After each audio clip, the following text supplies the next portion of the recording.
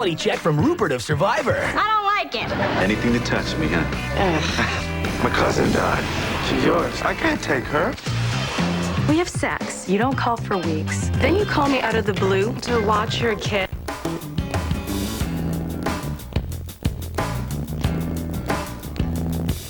Tonight, the future of US Airways and the future of Charlotte in the absence, possibly, of US Airways. We have assembled a panel of experts. First of all, Dr. Peter Schwartz is a professor of economics at the Belk College of Business at UNC Charlotte. Thank you for joining us. Ted Reed is a journalist who has been covering US Airways for 16 years, first with the Miami Herald and later with the Charlotte Observer. And Jonathan Hobbs knows the airline intimately. He is a pilot for US Airways. First of all, the root of this problem. We've seen a lot of major airlines that we've come to know over the years have serious financial problems. US Airways, again this time, Delta's having financial problems. Is the root of this problem deregulation? No. The root of the problem is not deregulation. If you go back to when the airline industry was regulated, it was a very unsatisfactory industry. There had been no new airlines to enter during almost the entire period of deregulation. So I think that deregulation is appropriate, although I do think there have been some lapses in judgment since deregulation that have led to some of these problems. Well, okay, because if deregulation hadn't happened, would we be having these problems today? No, we'd still have Eastern Airlines.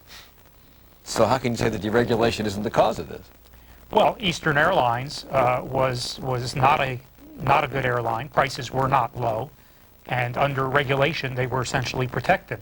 So the customer basically had to put up with whatever the airline was willing to give them. Well, that's what I'm getting at. Deregulation allowed, did it not, cheaper airlines to come in and fly more economically. And when you're birthing an airline, you're not straddled with some of the union contracts that some of the major carriers have had to carry. And when you can then offer flights at a cheaper price, that changes the whole paradigm, doesn't it?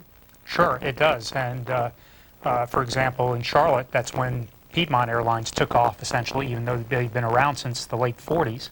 But it was in that initial period of deregulation that Piedmont could say, well, we've got some flights. They're not as convenient as Eastern, you know, and then passengers who were dissatisfied could say, well, I'll try them out. And some airlines did well, like Piedmont, and others with names like Apple didn't do well.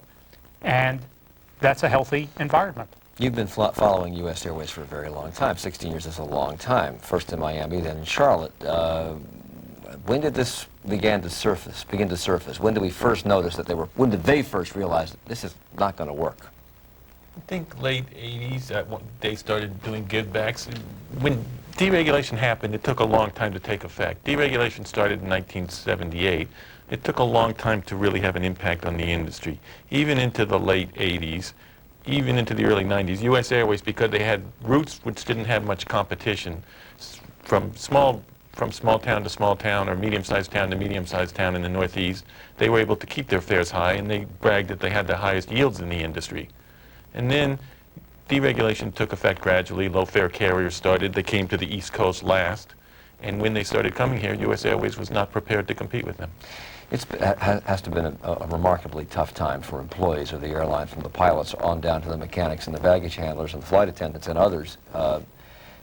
How have you kept going all these years? Because you've been facing this now for quite a while. Well, I did experience the Piedmont years, and there was there's been a huge juxtaposition between my experiences earlier on with Piedmont and what's happened with US Air. I don't harbor any ill will against managements. It's just simply the landscape of the industry is changing. And if you don't change, you're going to go away. Peter made a remark saying Eastern wasn't a good airlines, their fares were too high. That's the mentality we've got now. This is the Walmartization of airlines. 20 years ago, you could get full service in a gas station. Now everything's self-serve, unless I understand you live in New Jersey. But this is just the way the industry is changing. And if you don't change, and it's very difficult sometimes. You've got people that started with the legacy carriers, what they refer to as the legacy carriers, 25 years ago as a baggage handler making $4 an hour with a promise of a quarter, dollar an hour raise every year. Well, 30 years later, they're making $40,000, $50,000 a year loading bags. That's an inherent problem with any, old airline. And that's what Dr. Bronner said when he came up here a year ago. He said, one of the problems is you're all so old because we've been around for so long. We don't have a pilot at US Airways right now that wasn't a captain or wasn't, didn't have the seniority to be in the left seat. So it's a very experienced old airline, and it's dealing with some of those problems, and that is trying to catch up with a low-cost carrier. I do want to add one thing. There's a tendency to compare US Airways, United, Delta, doesn't matter, with these upstart low-cost carriers. First of all, they're new, their costs are lower, their employee costs are lower, they're expanding rapidly, which always keeps your costs down, but they're not us. You know, you can get chicken at Morton's and you can get chicken at Bojangles. It's two different, you know, it's two different services. We're offering a full service, you know, to Europe and wide-bodied airplanes. You know, the only thing wide-body that Southwest deals with, no, it's best not to go there. But you're not offering full service domestically anymore. I mean, if you flew in 1976 and then you got on an airplane today, you would be shocked at the difference in the service on board that plane. That's been, the passengers have demanded that because they want lower fares. And when you get rid of the, you know, higher fares, you get rid of the peanuts. The legacy carriers are still trying to do more than the low-fare carriers. They're still trying to take people from Wilmington to Buffalo. And the low-fare carriers are expanding. They haven't expanded yet enough to try and do that. They're still trying to fly from New York to Los Angeles, pick off the good routes. But, you know, at a certain point, everybody's flying New York to Los Angeles. There's still people in the United States who need to be served by these legacy carriers. The industry has to find a way to allow that type of service to survive because those people do need service. They said when a company goes into bankruptcy for the second time, it rarely is successful at coming out. Their creditors don't trust them, their stockholders don't trust them, they can't get new stockholders to raise the capital. So where does the infusion of capital come from? It has to come from somebody who thinks it's a good investment. We still can't rule out the Alabama Retirement Company. There is still a chance that they'll put in more money. They basically have the choice. They have to figure out, if we don't put in more money, we will lose a substantial portion of our investment. The Alabama Retirement Fund Yeah. has bought vast amounts of US Airways stock. That's right, Okay. in the first bankruptcy. And they're holding stock that today on the paper was worth 76 cents a share or something like that. Right. So they still have to debate what is their best option. And so they still may come in and put more money in, which would be something I'm sure that the Alabama citizens would really give some pause to, but that is a possibility. So that's one place money might come from. You know, but where else might it come from? You never know. I mean, it could even come from a Bank of America or somebody else who ultimately decides. Would that be a decides. foolish investment, though, at this point, given the track record and the fact that they have not been able to remake the airline yet into this low-cost carrier that they say they want to make it into? Well, from time to time, companies such as Bank of America have talked about bringing in a new low-cost airline into Charlotte and paying for it, and it might be easier to somehow or other still transform what already exists than starting from the ground up.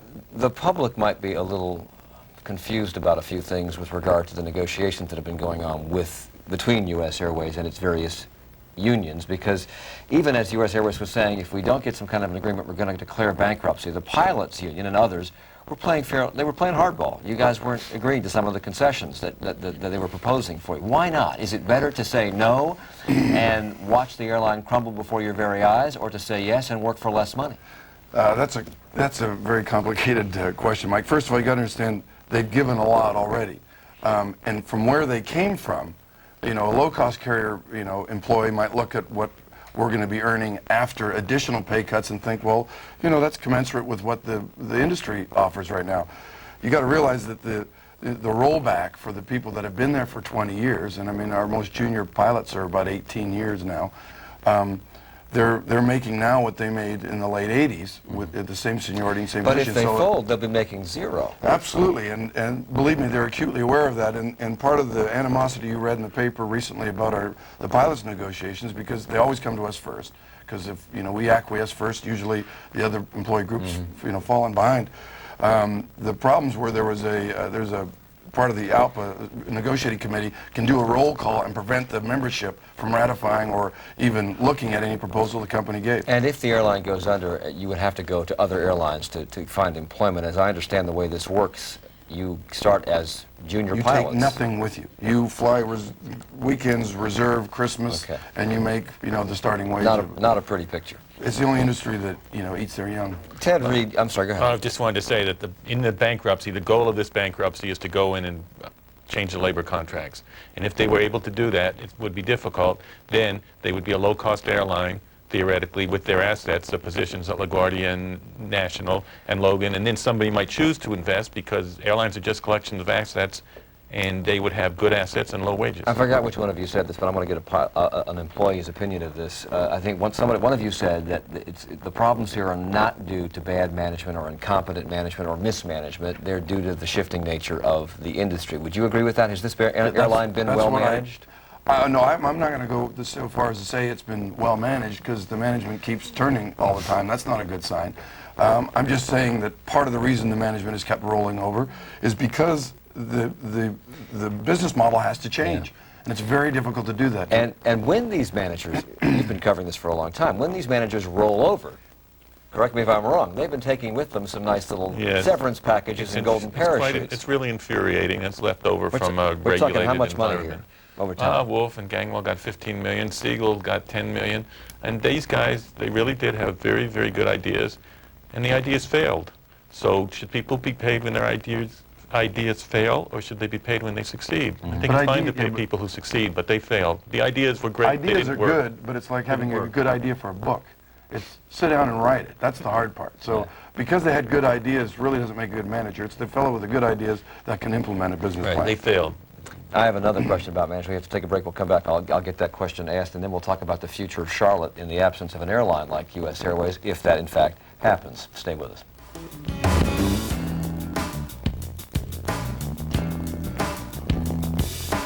UPN Tuesday kicks off with two big season premieres. First, it's the hit comedy from Will Smith and Jada Pinkett Smith, Last Spring.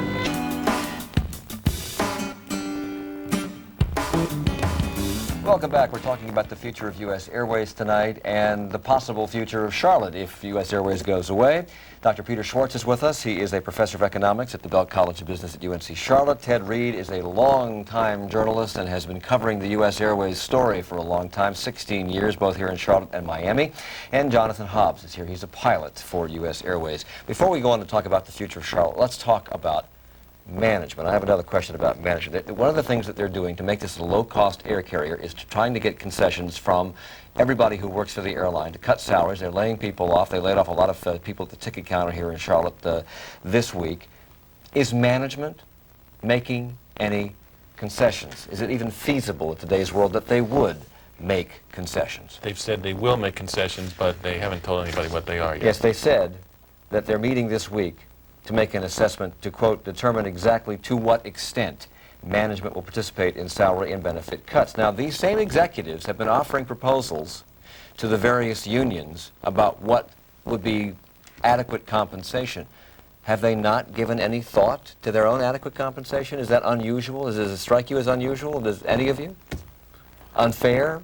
Well, sometimes the concessions, their contracts, which nobody really knows, are behind closed doors.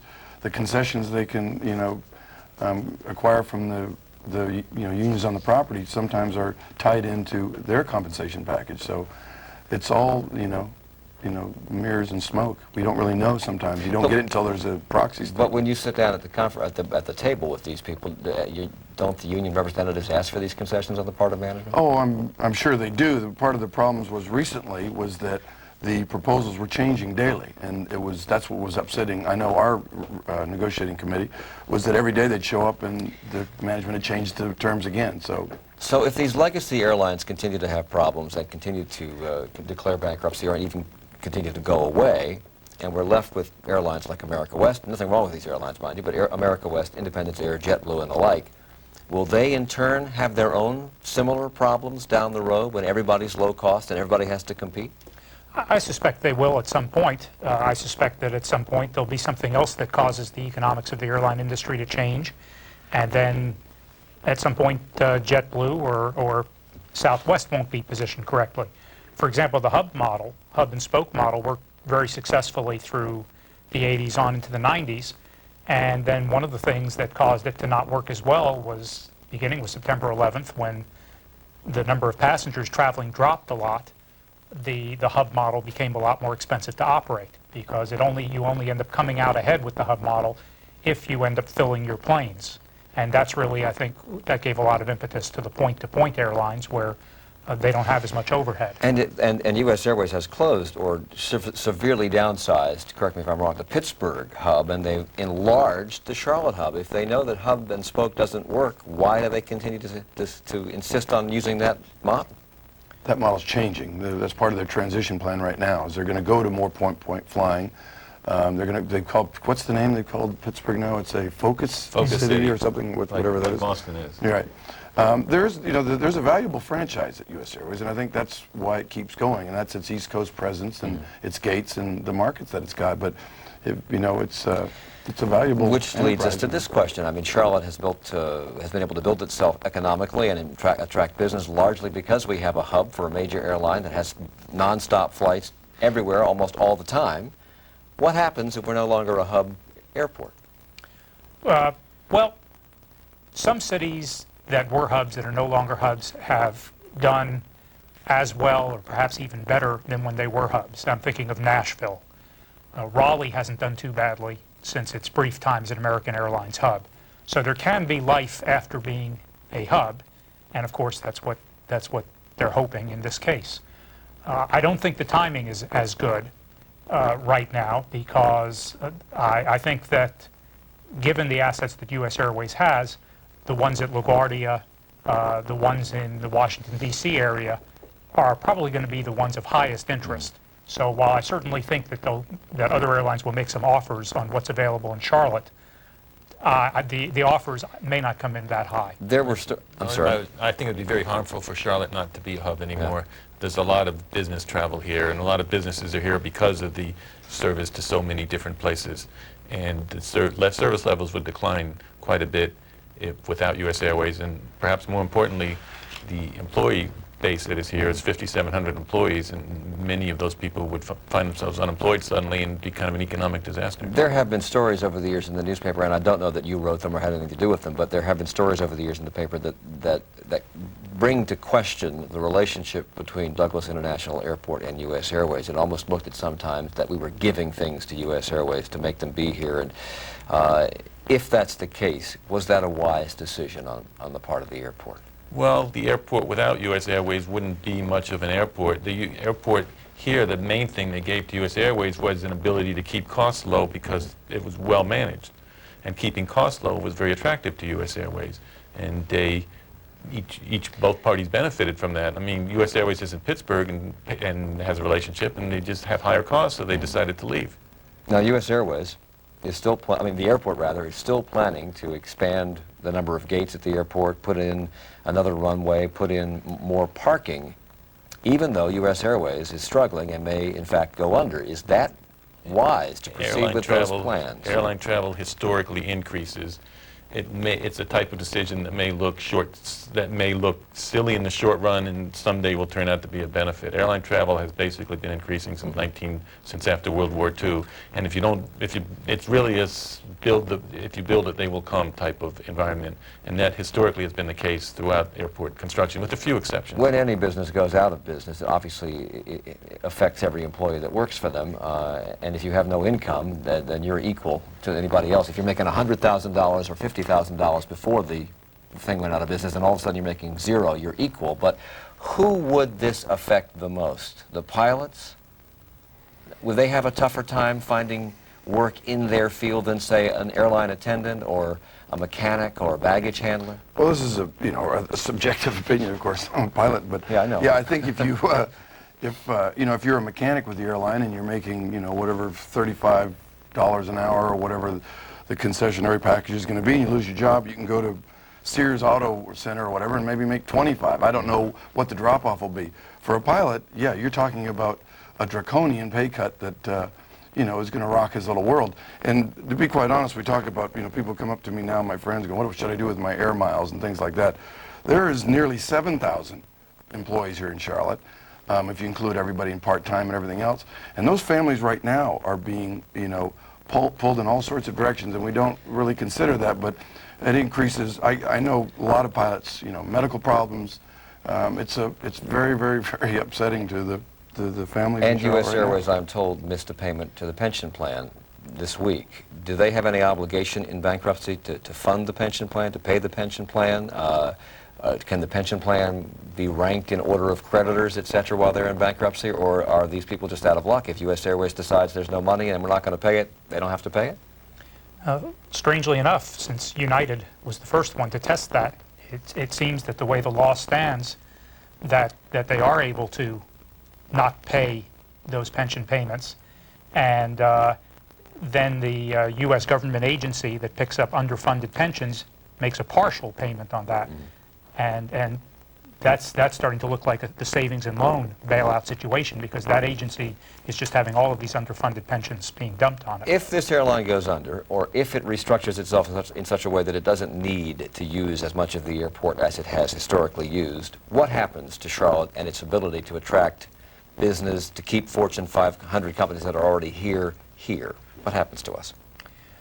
Well, in a sense, I guess what I said earlier about Nashville is sort of where we need to look. This is a city that was an American Airlines hub, and a comparison was done, for example, of Nashville versus Cincinnati, which in many ways were comparable cities, but Cincinnati continued to be a high-priced hub, while Nashville turned into what Charlotte may turn into.